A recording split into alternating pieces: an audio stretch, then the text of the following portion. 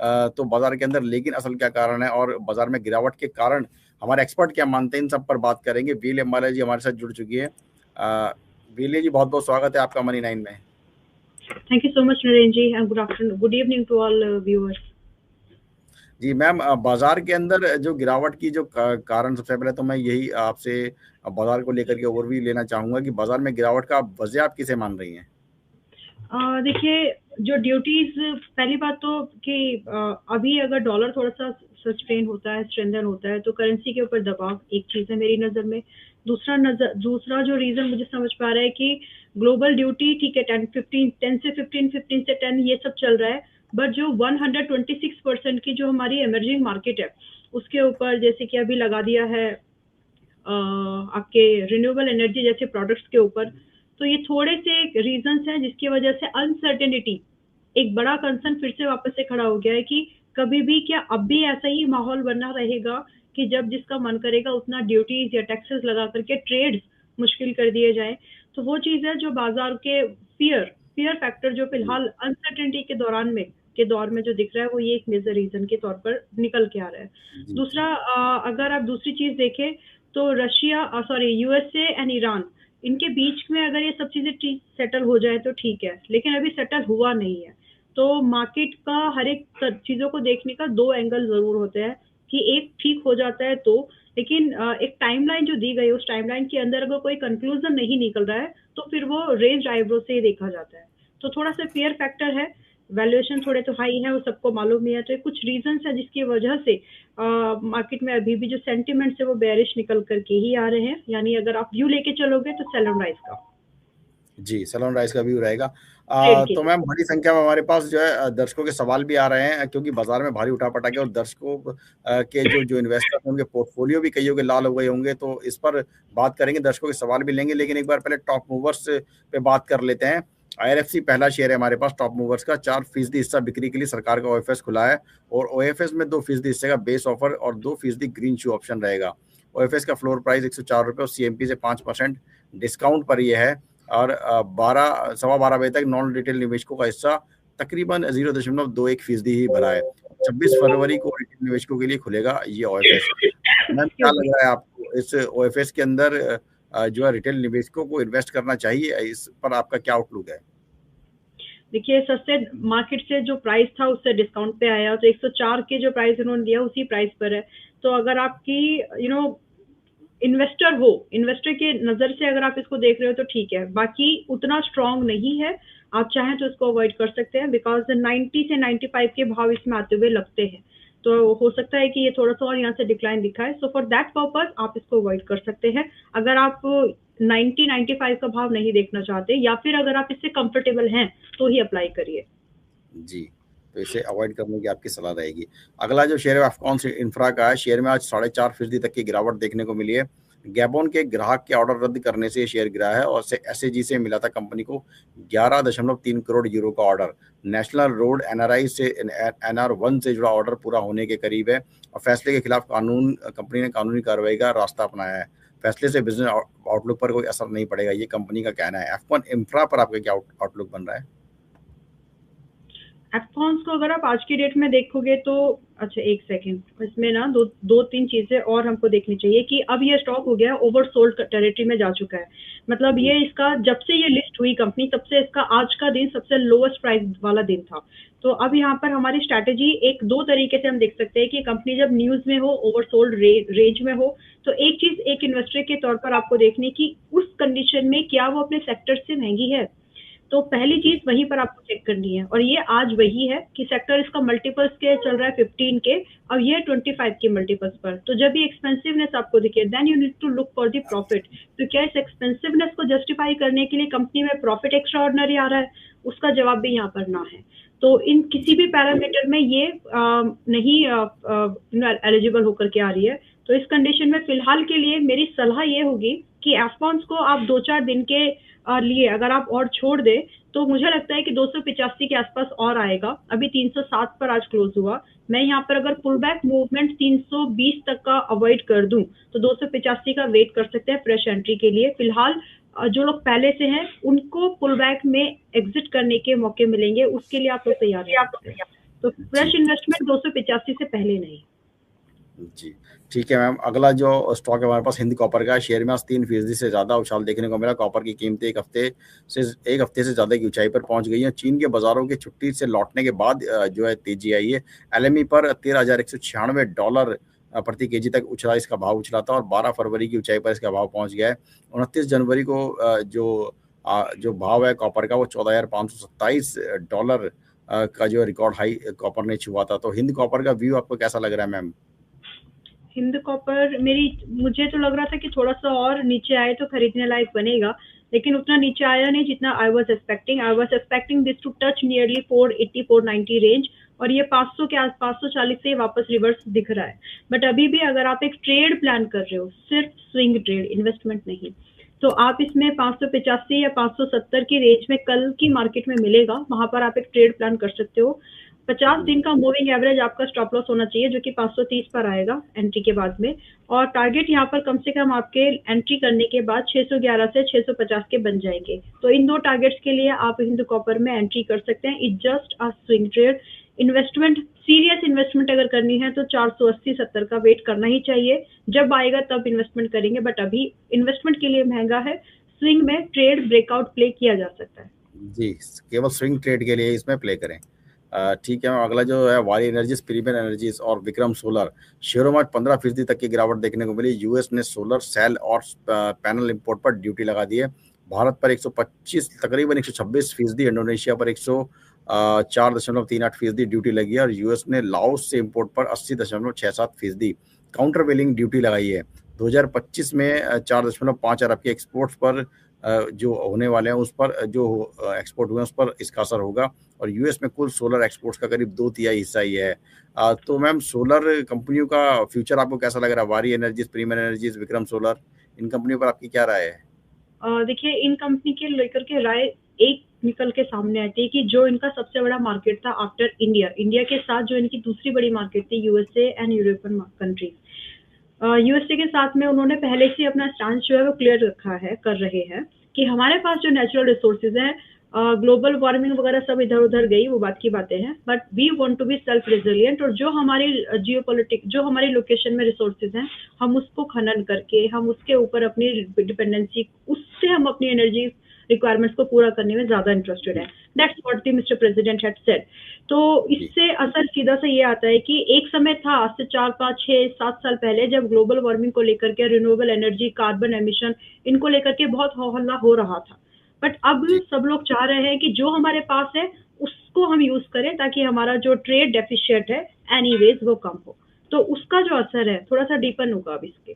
अब जितने भी ये स्टॉक्स हैं, अभी 126% की ड्यूटी, एक्स्ट्रा ड्यूटी का मतलब, ग्लोबल टैरिफ के अलावा एक्स्ट्रा ड्यूटी का मतलब यह है कि एक प्रोडक्ट अगर आप मान के चले 100 रुपए का बिक रहा था, तो अब वो कम से कम आपका 200 वेरी क्लोज टू 250 रुपए में आप जाएगा आपकी मार्केट में, तो कहाँ कॉम्पीट करेंगे आप?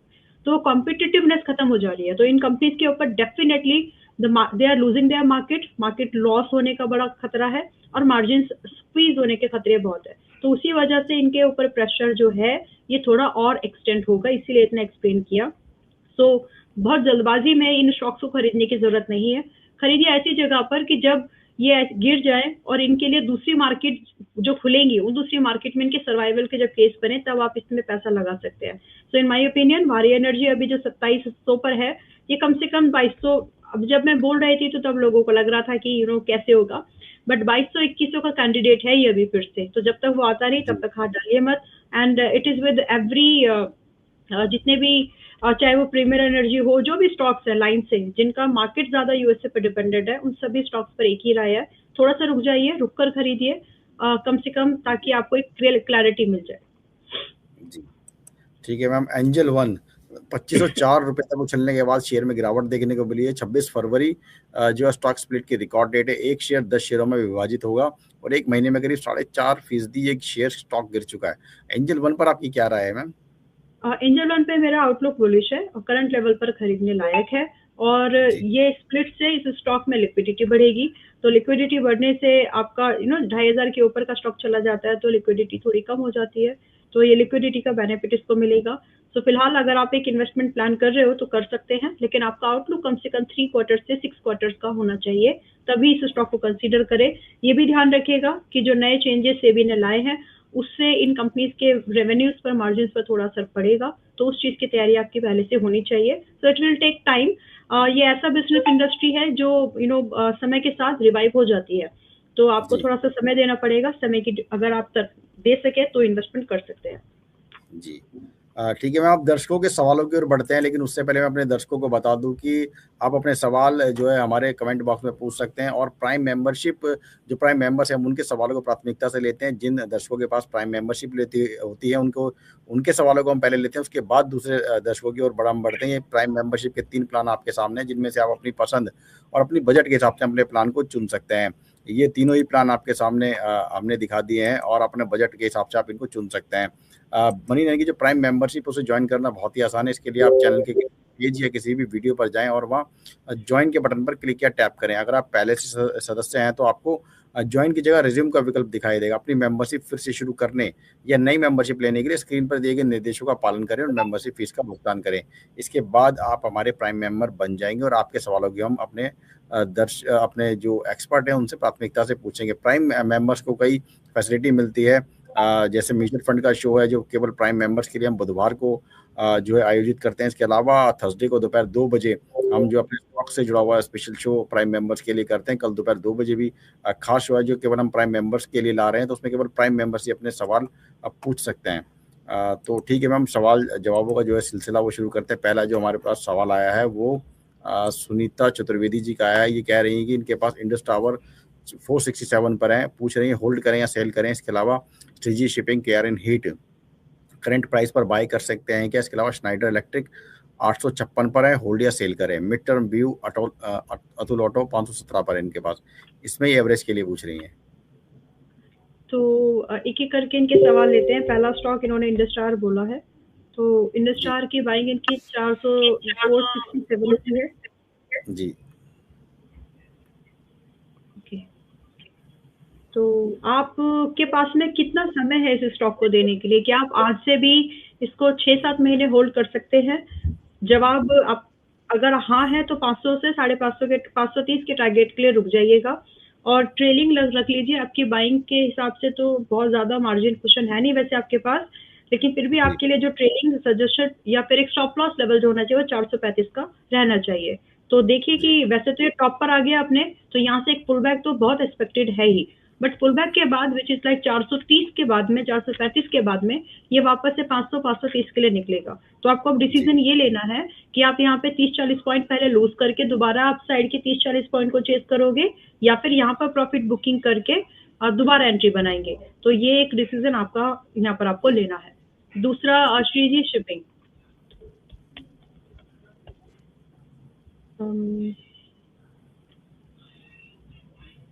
एक सेकेंड, जी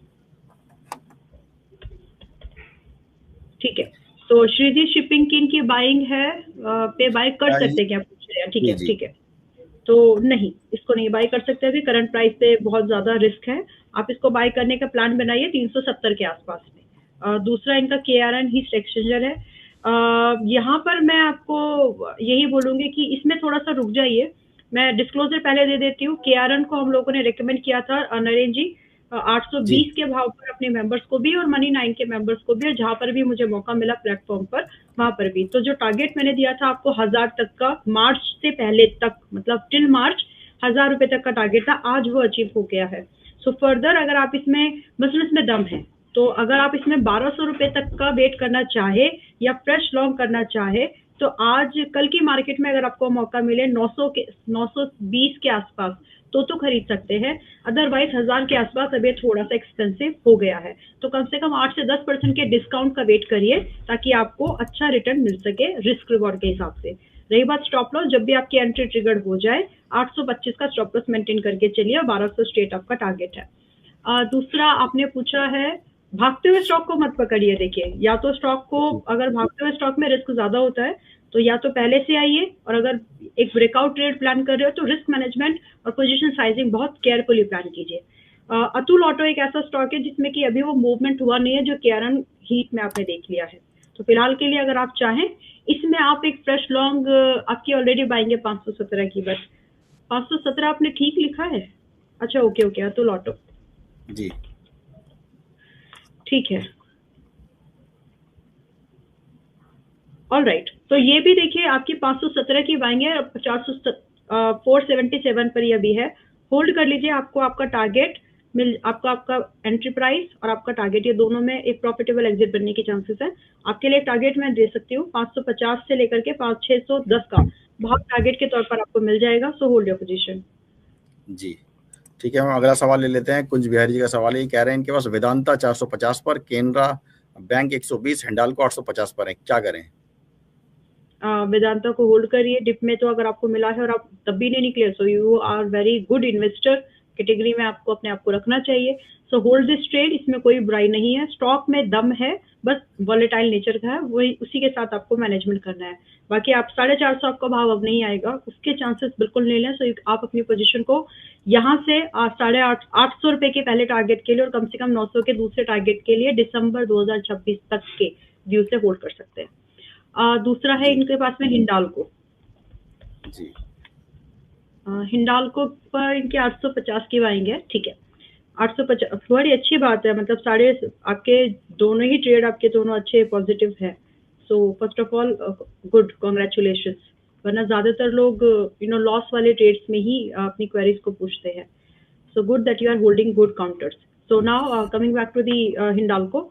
हिंडाल्को पे आपकी बाइंग है 850 की, थोड़ा बहुत पुल बैक की एक्सपेक्टेशन रखिए 870 तक, बट ये वापस से 1000 से लेकर के लगभग 1100 के टारगेट के लिए निकलेगा। सो पेशेंस रखिए और इन टारगेट की अपेक्षा आप 6 से 7 महीने में भी कर सकते हैं। जी ठीक है मैम। ऋषिकेश जी हमारे प्राइम मेंबर ये पूछ रहे हैं, खादिम और जगतजीत इंडस्ट्रीज इस किस लेवल पर बाई कर रहे हैं? खादिम और एंड जगतजीत इंडस्ट्रीज।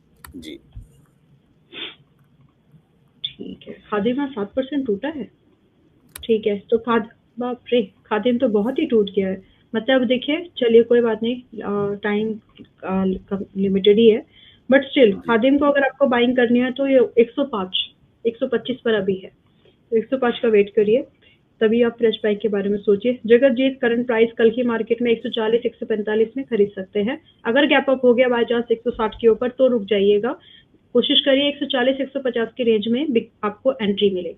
रही बात टारगेट, तो आपके टारगेट यहाँ से 170 should be the first target, and फिर उसके बाद 195 रुपए का दूसरा।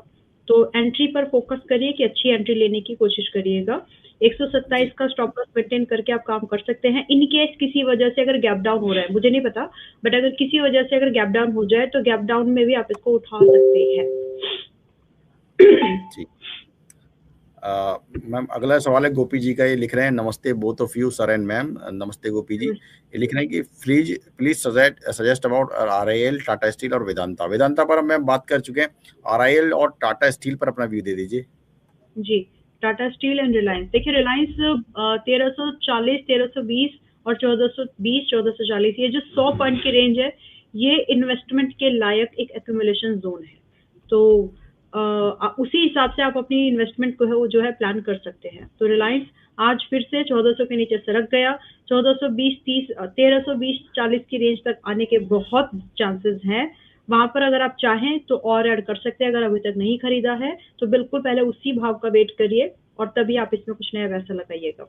ये बस इतनी ही बात है कि ये स्टॉक ठीक ठाक ही है, ज्यादा दिन अपने 200 दिन के मूविंग एवरेज के नीचे रहेगा नहीं, तो आपको कम ही समय मिलेगा एक्यूमुलेशन का, तो इसलिए मिस मत करिएगा। दूसरा है टाटा स्टील। मैम ये सुमन जी का सवाल है, आप इसको मिक्स करके बता दीजिए। इन्होंने 100 शेयर लिए 180 पर, और ये इसको सेल या होल्ड के बारे में पूछ रही है, तो वो व्यू जानना चाह रहे हैं, व्यू और आप इनको दोनों को एक साथ बता दीजिए। ठीक है, तो मेटल्स में जो व्यू है वो थोड़ा ठीक ठाक ही है, कुछ में ब्रेकआउट है तो कुछ में बाउंस बैक चल रहा है, but to be specific Tata Steel 220 का टारगेट अगले टारगेट है जो उसके लिए आप होल्ड करके चल सकते हैं। तो आपकी बाइंग ऊपर की आउटलुक मतलब पॉजिटिव है, ट्रेलिंग कर लेना जरूर सही रहेगा यहाँ पर 200 रुपए के भाव पर। तो इररेस्पेक्टिव कि आपकी फ्रेश बाइंग लेना चाह रहे हो या फिर पुरानी पोजीशन को होल्ड करना चाह रहे हो आप लोग, और आपका नजरिया 2 मार्च तक का है, तो 220 का टारगेट आप एक्सपेक्ट करिए 200 रुपए के ट्रेडिंग के साथ में। लेकिन अगर आप पूरे साल भर दिसंबर 26 तक की बात कर रहे हो तो फिर आप यहाँ पर 240 का भी टारगेट देख पाएंगे। जी। अगला सवाल सुमन झा जी का ये पूछ रही, गोदावरी पावर में 270 में इन्होंने लिया हुआ है, 6 मंथ्स का ये इसमें व्यू जानना चाह रही है। GPIL Godavari power.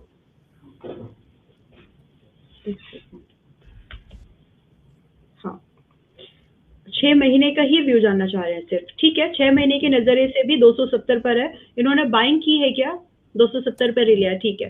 तो 6 महीने से कम 300 तो आएगा, उसके बाद 335 भी, 320 एक्चुअली, 335 320 इस रेंज के भी चांसेस है। तो आप जैसे है आप इसको होल्ड कर जाइए, स्टॉप लॉस आपका 240 का मेंटेन करके चलिएगा। लेकिन जी ठीक है मैम। अगला जो सवाल है ये बड़े प्राइम मेंबर है बिलीव 849 के नाम से इनकी आईडी है। ये कह रहे हैं नमस्ते मैम, स्विगी सिंह इनके पास आईपीओ से लिया हुआ है इन्होंने, इसके अलावा आईआरबी इनके पास 60 रुपए पर है, ट्राइडेंट 32 पर, गेल 185 पर और ओएनजीसी 285 पर। इन सभी पर अपनी आपकी राय जानना चाह रहे हैं। गेल भी बोला है क्या इन्होंने? जी हाँ, 185, ओएनजीसी, काफी सारे स्टॉक्स हैं, ठीक है चलिए कोई बात नहीं। तो पहले स्विगी इनके पास आईपीओ प्राइस से है, क्यों जी स्टॉप लॉस वगैरह कहीं नहीं लगाना होता है क्या? ठीक है चलो कोई बात नहीं। देखिए अभी के लिए तो आप एक what ever the condition with अब जो भी थी, बट अब बात यह है कि 385 रुपए का स्टॉप लॉस रख के ही होल्ड करिए। इससे नीचे अगर ये जाकर के क्लोज कर रहा है वीकली टाइम फ्रेम पर तो निकल जाइएगा। दूसरा, हालांकि इसमें मजबूती का अगर आपको एक ट्रेंड समझना है कि कब ये स्टॉक वापस से मजबूत बन सकता है, तो कम से कम 340 रुपए का 340 का ब्रेकआउट हो तो इसमें फिर आपको 400 420 30 इनकी बातें हो। बट अभी जब तक ये 340 के ऊपर ब्रेकआउट नहीं करता तो हमें यहाँ पर अपनी कैपिटल को एक स्टॉप लॉस दे करके रखने की ही जरूरत है। तो अभी चल रहा है 307 पर, तो आप डिसीजन आप ठीक से समझ के लीजिए। आईआरबी इनकी बाइंग इन्होंने कुछ बताई है, 60 रुपए पर है, ठीक है होल्ड कर जाइए, एक बाउंस आपको मिलेगा। 60 का तो मैं नहीं कह सकती, लेकिन ये जरूर है कि आपको 44 और 52 रुपए तक के एक बाउंस आपको मिल जाएंगे। तो आइडिया इतना ही है कि आपका लॉस कम होगा, तो फिलहाल आप चाहें तो एज इट इज होल्ड कर सकते हैं। अगर आपके पास में थोड़ी प्रोविजनिंग है और आप रिस्क मैनेज करते हो ठीक से, तो आप कल की मार्केट में 40 के आसपास और बाय कर सकते हैं। एक combined and average stop loss 37 का ही रखिएगा। अगर नहीं है मतलब उतना रिस्क मैनेज नहीं करते तो एज इट इज छोड़ दीजिए, बट टारगेट 60 की एक्सपेक्टेशन मुझे ओवर लगती है। देन इनका ट्राइडेंट है जो 32 पर है, ये स्टॉक भी काफी, स्टॉप लॉस मेंटेन करिए क्योंकि अगर ये ब्रीच हो गए तो फिर आप इसमें से एग्जिट ले भी नहीं पाएंगे। 24 रुपए 50 पैसे का स्टॉप लॉस के साथ ही होल्ड करिए और 3 महीने से ज्यादा का समय मत दीजिए। अगर आपका एग्जिट प्राइस आया तो ठीक है, स्टॉप लॉस अगर ट्रिगर हो जाते हो तो निकल जाइए, बाकी तो देखिए आपको डिसीजन लेना है। रही बात गेल अभी 170 पर है, फ्रेश लॉन्ग भी कर सकते हैं। इनकी बाइंग 185 की है। कल को अगर किसी को देख के ये वाला शो देखकर कोई खरीदना चाहता है तो 165 170 में गेल खरीदा भी जा सकता है। सो दैट मीन्स नए व्यूज, नए अपसाइड की भी पॉसिबिलिटीज है, बट आपकी बाइंग 185 की है। टारगेट यहाँ पर पहला 180 का और दूसरा 195 का बनता है, तो आपके लिए आपको होल्ड करके चल सकते हैं, आपको आपका एग्जिट प्रॉफिटेबल में बन के निकल सकता है। देन इन्होंने ओएनजीसी 285 पर लिया है। ओएनजीसी में 285 की आपकी बाइंग है, जैसा है वैसे ही रखिए और ऐड मत करिए, लेकिन समय लगेगा 4 महीने। टारगेट आपको 290 से लगभग 310 के तो दिख जाएंगे, बट एक समय सीमा जो है अधिक से अधिक वो 4 महीने की लग सकती है। ठीक है मैम, काफी बड़ा पोर्टफोलियो था इनका। अगला जो सवाल है कुलवीर शेखन जी का है, ये लिख रहे हैं सत श्री अकाल सर। सत श्री अकाल कुलवीर जी। ये लिख रहे हैं केया इंडस्ट्रीज इन्होंने बहुत अच्छे भाव पर लिया है 2540 रुपए पर और 100 शेयर है इनके पास, और ये पूछ रहे हैं कि 6000 कब आएगा। फिलहाल ये 4935 रुपए का भाव इसका चल रहा है। तो अच्छा ठीक है, केया इंडस्ट्रीज में डिस्क्लोजर दे देती हूँ कि हमने यहाँ पर अपने मेंबर्स को ऑप्शंस यानी डेरिवेटिव में ऑप्शंस में ट्रेड दिया है, तो उसका टारगेट जो भी था वो हो गया, बट इट्स अ डिस्क्लोजर क्योंकि कल ही उसमें प्रॉफिट बुकिंग के लिए अपडेट आया, टारगेट अभी हुआ है इसका। तो ये पूरा movement thank god that we were in, हम इस ट्रेड में थे, अच्छा खासा मूवमेंट किया इंडस्ट्रीज का हुआ तो हम लोग उसका एनकैश कर पाए। चलिए अभी आगे की बात यह है कि आगे क्या करना है। तो फिलहाल के लिए आपकी जो बाइंग है इसमें 2540, ठीक है। और मतलब आप इसको अभी आराम से ट्रेल करके रखिए 4600 पर। एंड फर्दर जो टारगेट्स है 5150 पहला है, और यहाँ से भी आपको 5300 का भाव दिख जाएगा। थोड़ा टाइम लगेगा, पुल बैक थोड़ा हो सकता है, बट ये 5150 और 5300 का अगला टारगेट के लिए तैयार है। ब्रेकआउट होगा और सस्टेन भी होने के चांसेस है। जी, मामराज सैन जी हमारे प्राइम मेंबर है। जी जी मैम। जी जी जी, बोलिए। रोलेक्स। मामराज सैन जी हमारे प्राइम मेंबर ही पूछ रहे हैं कि रोलेक्स रिंग और गरुड़ कंस्ट्रक्शन, इन पर ये न्यू बाय इन्होंने लिखा भी, न्यू बाय खरीदना चाहते हैं या इन्होंने न्यू बाइंग की है, तो इस पर आप अपना आउटलुक दे दीजिए। Okay, Garuda and Rolex ring 140 पर, ठीक है डन। तो फिलहाल आप इसमें न्यू बाय नहीं, 130 के आसपास लीजिएगा। रोलेक्स रिंग में अगर आप बाइंग प्लान कर रहे हो 130 के आसपास लीजिए, और उसमें भी स्ट्रेट 110 का स्टॉप लॉस मेंटेन करेंगे, और 155 से लेकर के 180 के एक्चुअली टारगेट आप देख सकते हैं। तो कल हो सके 2-4 दिन के अंदर 130 आ जाएगा, तब आप इसमें फ्रेश बाइंग के बारे में एक व्यू बना करके चलिएगा। रही बात गरुड़ा कंस्ट्रक्शन जो कि अभी 180 पर है, यहाँ पे फ्रेश बाइंग दो कंडीशंस पे लेना, या तो हमें ये 145 मिले या फिर ये ब्रेकआउट 190 के ऊपर कर दे। फिलहाल 180 पर है, तो जो पहले हो उस हिसाब से अपने ट्रेड का प्लान कर सकते हैं। अगर 190 के ऊपर ब्रेकआउट होता है तो स्टॉप लॉस 170 का बनेगा, और अगर आप 145 पर ले रहे हैं तो स्टॉप लॉस सिर्फ 130 का बनेगा, लेकिन टारगेट वही 190 के पहले टारगेट बनेंगे। तो देख लीजिए, पहले जो कंडीशन फुलफिल होती है उसके हिसाब से ट्रेड प्लान कर सकते हैं। जी, अगला जो सवाल है ये श्रीवंकर जी का है। ये फ्यूचर में उन्होंने कुछ सौदे लिए हुए हैं। ये लिख रहे हैं कि ल्यूपिन मार्च फ्यूचर है इनके पास 2190, और Indus Tower March 470 CE 819, and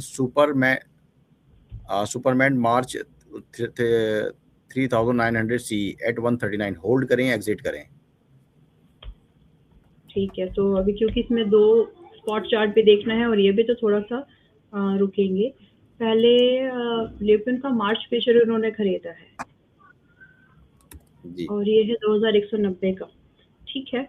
जी आप प्रॉफिट में तो है, बट ये देखना है कि क्या ये प्रॉफिट एक्सटेंड हो सकता है ना। तो ठीक है, देखिए स्पॉट चार्ट पर आज की जो ये ग्रीन कैंडल बनी है, स्पॉट चार्ट को ऑब्जर्व करें। आज की ये जो ग्रीन कैंडल बनी है, इसका लो है आज का लगभग 2254 रुपए का। सो आपको स्टॉप लॉस मिल गया यहाँ पर, आपका 2250 रुपए की ट्रेलिंग के साथ आप इसको आगे होल्ड कर सकते हैं। मैं टारगेट्स बता सकती हूँ आपको। ल्यूपिन में अगला जो टारगेट के तौर पर भाव आएगा वो आएगा आपको, स्पॉट चार्ट की बात कर रही हूँ पहले, वो आएगा 2300 और फिर आएगा 2400, और ये दोनों ही टारगेट्स पॉसिबल है। अब अगर आप इसको फ्यूचर के रेफरेंस से देखें तो फ्यूचर के चार्ट पर आपको लगभग 2350 का और लगभग 2380 के ये दो भाव आपको दिख सकते हैं। मार्च सीरीज है ये, तो आप इसको होल्ड कर जाइए। स्टॉप लॉस स्पॉट चार्ट पर फॉलो करना, ना कि फ्यूचर पर। जी, दूसरा इन्होंने इंडस स्टार बोला है जी, और इंडस स्टार में इनकी कॉल है 470 की। जी, एक मिनट, ओके, आपकी कॉल रिस्की है। मतलब इन्होंने बाइंग बताया 19 रुपए बताया तो है, ठीक है। आपकी कॉल थोड़ी तो रिस्की है, बट आपको स्पॉट चार्ट आपको फॉलो करना चाहिए। 450 अगर आपका इंडस स्टार स्पॉट चार्ट 450 को ब्रीच कर रहा है, लीव दिस कॉल। जी। सुप्रीम इंडस्ट्रीज मार्च फ्यूचर है इनके पास 3900 CE at 139। Okay, March future नहीं है, कॉल है ना। जी, कॉल है एट 139। अच्छा,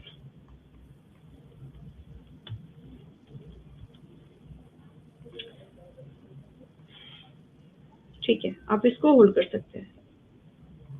सुप्रीम इंडस्ट्रीज को आप अभी होल्ड करके चल सकते हैं। यहाँ पे जो टारगेट बनते हैं, मोस्ट लाइकली है कि आपको अगला जो टारगेट है, मतलब आप इसमें अभी 210 पर है, पहली बात तो आप प्रॉफिट में होल्ड करिए, और यहाँ पर आप 210 पर आज चल रहा है, 250 से 350 पॉसिबल है मार्च सीरीज के अंदर में, तो उसके लिए आप इसमें वेट कर जाइए। आपको अगर चाहिए तो एक ट्रेलिंग लगा सकते हैं, 139 की आपकी बाइंग है बिकॉज, तो आपको एक सेफ जोन मिल रहा है, बहुत ही सेफ जोन 170 का। तो 170 पर स्टॉप लॉस रखिए और 250 से 350 और टोटल ये स्ट्राइक हो जाएगी, उसका वेट करिए। जी, मैं आखिरी सवाल ले रहा हूँ, उसके बाद शो को वाइंड अप करने के लिए आगे बढ़ेंगे। अहमद जी का सवाल है, ये हमारे प्राइम मेंबर ही पूछ रहे हैं कि इनके पास सर्वेश्वर फूड के 5000 शेयर हैं ₹6.84 के भाव पर, और 2 साल के लिए इन्होंने से इसे होल्ड कर रहे हैं। अब ये पूछ रहे हैं कि इसे लॉस बुक कर लें या क्या करना चाहिए इन्हें? 2 साल से होल्ड कर रहे हैं। जी। तो आपका स्टॉक होल्ड करने लायक था कभी वैसे? ठीक है, क्योंकि जो अगर आप पेनी स्टॉक्स में पैसा लगाते हैं तो बहुत कॉशियस होकर के पैसा लगाइए। 2 साल आपने होल्ड किया, it was a micro company. जब भी आपने पैसा लगाया हुआ ₹6 पे जब ये चल रही है, उस समय भी ये माइक्रो ही कंपनी थी, है ना? तो कंज्यूमर जी। फूड, माइक्रो बहुत ही मतलब एक डेडली कॉम्बिनेशन बनता है, वीक कॉम्बिनेशन बनता है एक्चुअली। तो वेल कमिंग बैक, इन कंपनीज में प्रॉफिट आपको दिख जाता है, बट जो होता है ना कि मतलब कंपटीशन लेवल बहुत ज़्यादा रहता है। बट आज की डेट में क्योंकि आप 2 साल ऑलरेडी होल्ड कर चुके हो, कंपनी सेक्टर से सस्ती भी हो गई है, नेट प्रॉफिट इसमें राइज़ भी हो रहा है, तो थोड़े से चांसेस बनते हैं कि आपका लॉस कम हो जाएगा आने वाले कुछ दिनों में। अब ऑलरेडी आप 50% से ज़्यादा के लॉस पे बैठे ही हो, तो थोड़ा टाइम दे दीजिए, 6-7 महीने का समय दीजिए, कम से कम ₹5, ₹5.5 मिले तो निकल जाइएगा और वही शायद आपके लिए बेस्ट भी होगा। जी, ठीक है यस, मैम। इस बीच एक पॉजिटिव सोच शिकायत भी रखिए। सुन। जी, हाँ जी, जी। बोलिए। जी। मैम एक दर्शक ये कह रहे हैं कि मैंने किसी प्रोग्राम में मेरा क्वेश्चन नहीं लिया जाता है, जबकि मैं प्राइम मेंबर हूँ। रोहित जी, आपका सवाल मुझे अभी तक नहीं दिखा। अगर आपका सवाल मुझे दिखेगा तो मैं आपका सवाल ज़रूर लेता हूँ, और इस पूरे शो में आपका सवाल नहीं है। अगर आप अपना सवाल नहीं पूछ पाएँ तो आप किसी दूसरे शो में अपना सवाल पूछ सकते हैं। मैम, शो को वाइंड अप करने के लिए आगे बढ़ेंगे। आपका कोई डिस्क्लेमर रहेगा क्या?